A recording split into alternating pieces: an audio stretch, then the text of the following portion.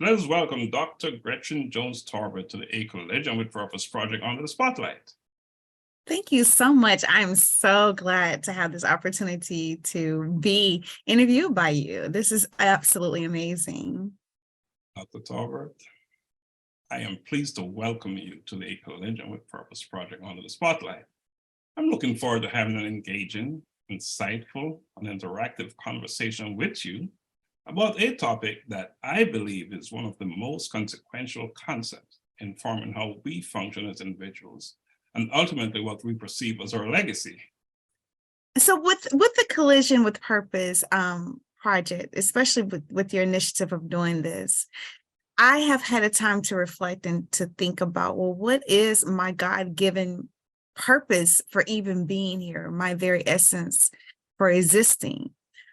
I would have to say to be a philanthropist and humanitarian, and mainly to see people to develop and explore their innate abilities to become who they're supposed to be.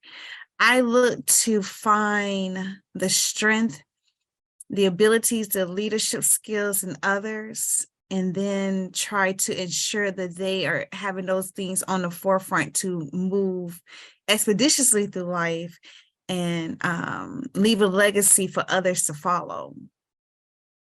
You know, I thank you for sharing that, because today we're going to talk about purpose, and we're going to talk about legacy, and we're going to talk about we can move others through life in an expeditious way, as you put it, right? So today I'll be asking you a series of questions relating to purpose. You ready to do it? Yes, I am. Let's jump in, right? But before we get into purpose, let's talk about your early days. Can you share some information about that? My early days, wow. I was born and raised in Atlanta, Georgia. I was born and raised by a mother and father who have known each other since they were 5 years old, valedictorian, salutatorian, graduating from high school together, and then matriculating through college and then getting married and having me. So the foundation of my youth was built around education and in the excellence of that. My mom's a retired administrator, but through those years of going through school, the value that was placed on education was paramount, and it almost really transcend and linked to my purpose even even as of today.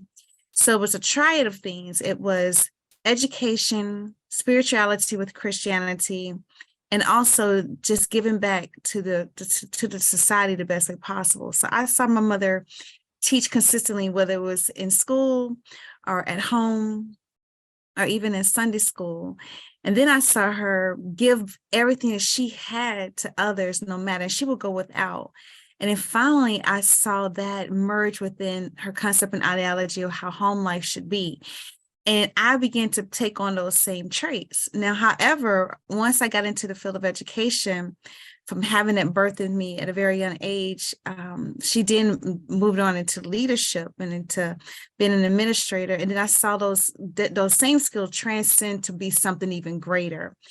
And those things really shaped how I moved through grad school, moved through high school, middle school, as well as elementary school. Success was the beacon. It was the standard. It was the expectation. Anything less than that was not acceptable. Being an overachiever or going the extra mile was the most important thing to do. Without any cause, without any justification. It was just the expectation from the door, which is why you probably heard some of these, and as you mentioned, some of the numbers in my bio. It was always do more than enough and give back even more so, and leaving an impression. So I began to learn these different things, even though they were all various things, and they began to merge and center and become who I am as of today. My childhood was a direct reflection of both of my parents and how they conduct themselves in the community and the home, and which is the same thing that I try to employ within my own kids and the students that I work with within the system, to teach them that, you know, the making of the name being great, as the Bible states, also requires some effort from you. And it's about choices and consequences and the decisions that you make on a daily basis. And so that was the sure foundation of my home. Education first, respect of others, And most of all, center and submerge in that within the love of God and keeping that spirituality in check. You speak, the truth that our exposure, especially our early exposure, definitely play a role in who we become and where we're heading in life, right? Exactly. I thank you for sharing that. Well, you've laid the foundation for us to talk about purpose.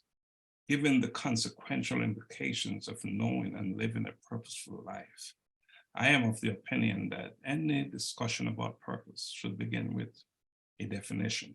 So I'm going to ask you to define purpose, but please do so in a general way. Wow. Purpose is the very essence of your being. It is the fiber of which every organ, every cell, every molecule within you exists. It's those things submerging together, working as one unit to bring about a certain energy that connects you with the world, that gives your life definition. Gives your life meaning, huh? Mm-hmm. It's your very essence for being here, your reason why. Yes. And everyone has purpose. Everyone has, whether it is of grandiose or not, or whether it changes and matriculates to something different, whether it evolves or becomes stagnant, we all have some form of purpose that is meaningful and of essence to the existence of life in our existence.